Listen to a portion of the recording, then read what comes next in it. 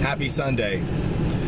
I've tried my best to avoid the redundancy of the videos lately, but I keep being pushed right back to the same topic because it's so important and I just can't get around it.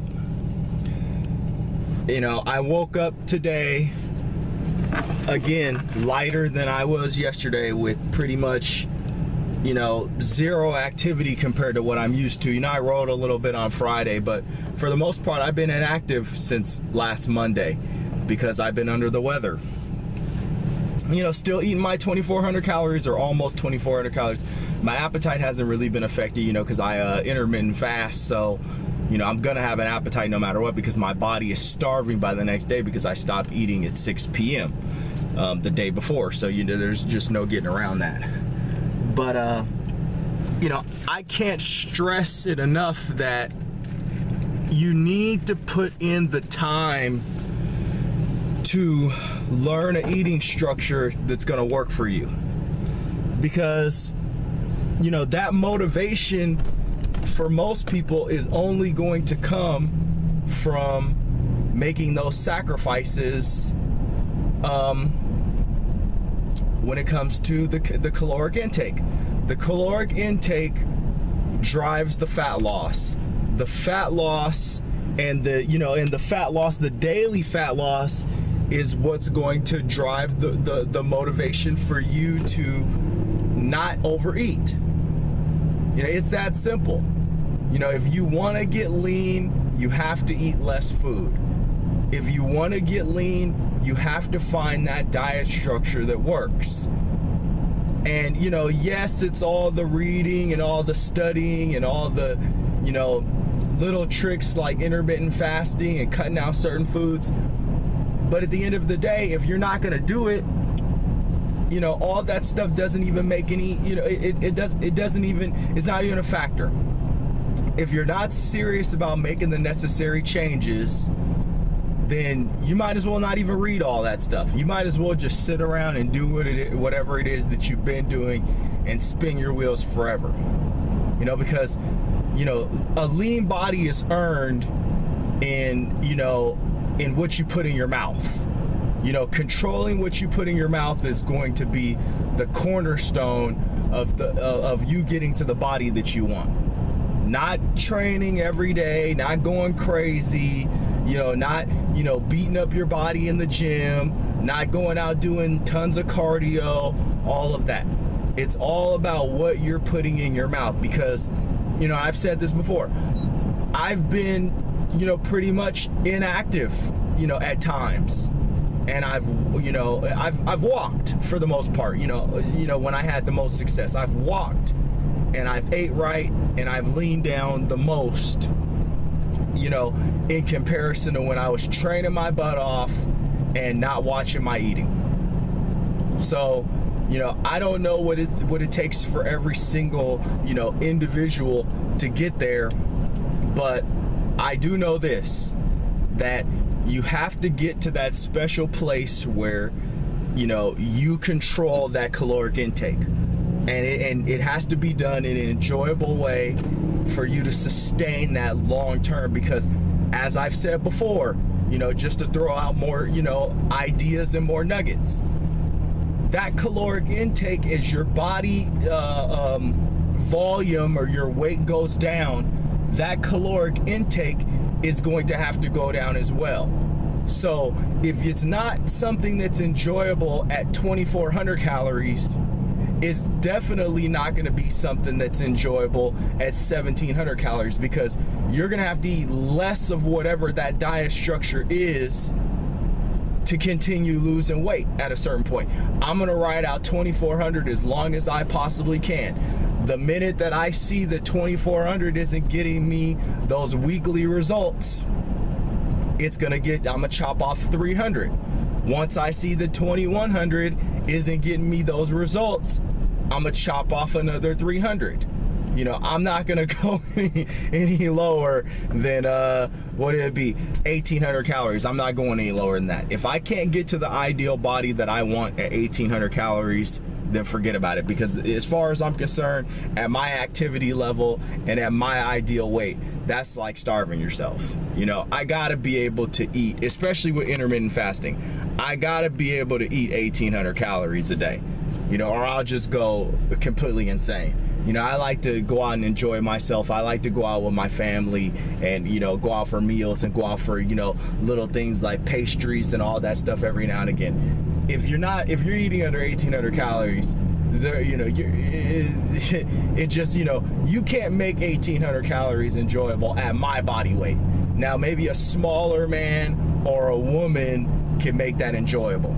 But at the weight that even my ideal weight, at the ideal weight that I want, considering that my cardio always goes up once my weight's down at that level, that, you know, there's no way I can make that enjoyable, anything under 1,800 calories. So, but you got to find your place. You know, I can't tell you what your place is. I can't tell you what, you know, your sweet spot is. You're gonna have to find that for yourself. But all I can tell you is this, and I'm gonna beat it to death. It starts in the kitchen. It starts with your shopping at the grocery store. It starts with the kind of people that you have around you and the way that they eat. The people in your house, the way that they eat. You know, when you're trying to power up, you may not be able to be around certain kinds of food because you may be drawn in to eat that stuff. You know, you may have to ask the people that you live with to keep that stuff, you know, out of the house for a while until you can get that, you know, energy and that, you know, mindset to, you know, be able to look at those foods and just say, you know, my attention is over here on this stuff that I know is going to get me to my goal.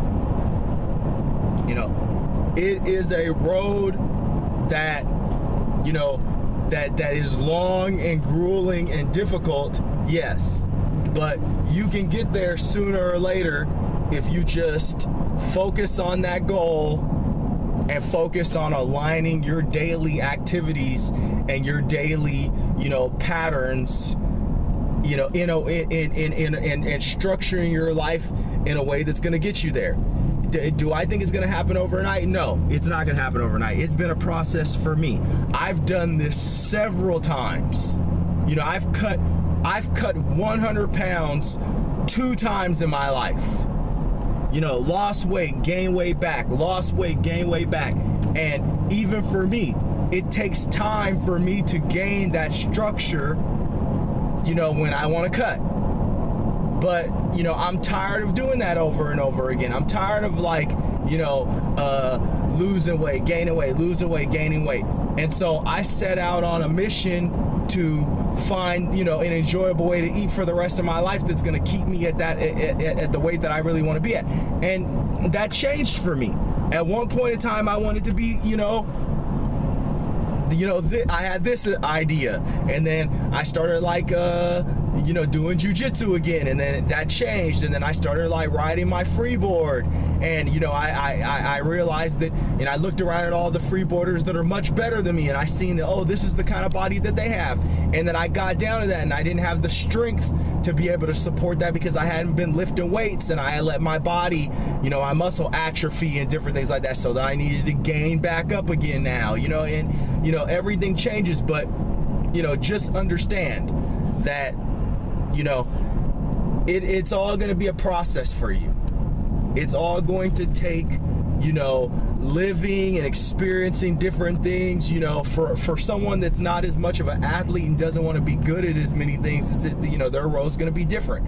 But you have to invest the time in that learning process and that learning curve, because, you know, life is never like a straight line. It's always like up and down. You know, things don't work like that. But, you know, if your goal, if you're an endomorph and your goal is to be lean, then I think number one, you know, more than the weightlifting, more than all the cardio and all that other crazy stuff, I think the most important thing that you could do is get that body fat as close to 10% as possible.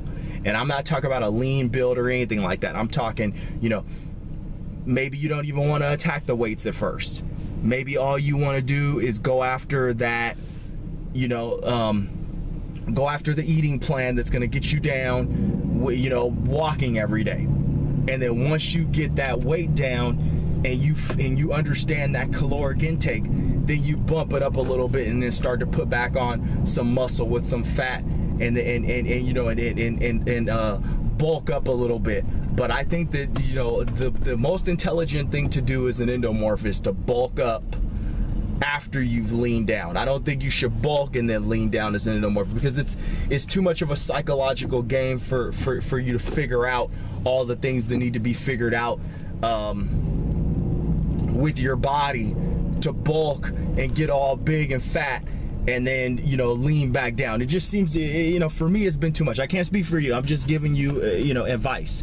But for me, I always, you know, I have always felt that the bulk goes, or the bulk, it goes much smoother, and it's a lot more mentally, you know, it supports your mental status better to be lean and then put muscle on than to be already big and continue putting on muscle and get even bigger and heavier and put more stress on your joints and on your body and on your, you know, physical appearance, the way you see yourself in the mirror, and then to try and lean down. I think, you know, as an endomorph, attack that lean physique, number one. You know, get lean, not even muscle lean, just lean. Even if you're skin and bones, get lean, get the fat off, get used to the way you need to eat as an endomorph to have that body, and then put on muscle. Happy Sunday.